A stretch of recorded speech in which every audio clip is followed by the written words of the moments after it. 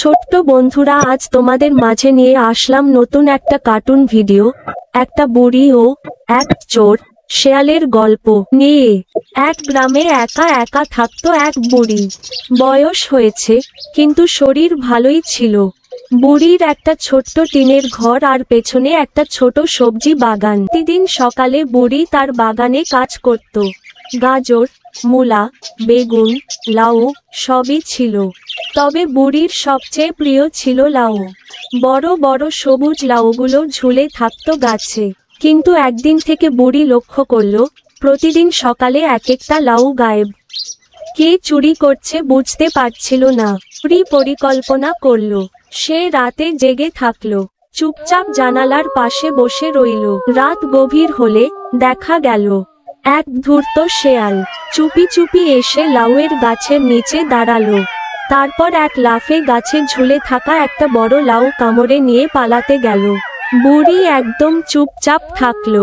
শেয়াল যখন প্রায় বাগান থেকে বের হতে যাচ্ছে, তখন বুড়ি হঠাৎ চিৎকার দিয়ে বলল, ওরে চোর শেয়াল, দাঁড়া, তোকে আমি আজ চুরি করা শিখিয়ে দিব।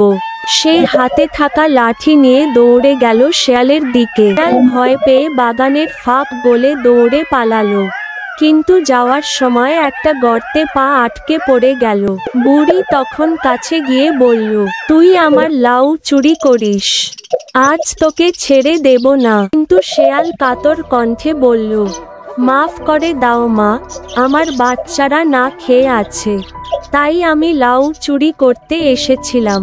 বুড়ি একটু ভেবে বলল, ঠিক আছে, তবে আর কখনো চুরি করবি না। এবার শুধু একটা ছোট লাউ নিয়ে যা, কিন্তু পরের বার যদি ধরি, তখন কিন্তু তোর খবর আছে। শেয়াল খুশি হয়ে ধন্যবাদ দিয়ে ছোট একটা লাউ নিয়ে জঙ্গলের দিকে চলে গেল। তারপর থেকে শেয়াল আর কোনোদিন বুড়ির বাগানে আসেনি। বুড়িও নিশ্চিন্তে তার বাগানের যত্ন নিতে লাগলো। বন্ধুরা, ভিডিওটা ভালো লাগলে একটা লাইক কমেন্ট করে দিবেন। আর এই রকম মজার কার্টুন ভিডিও পেতে চ্যানেলটাকে সাবস্ক্রাইব করে পাশে থাকুন।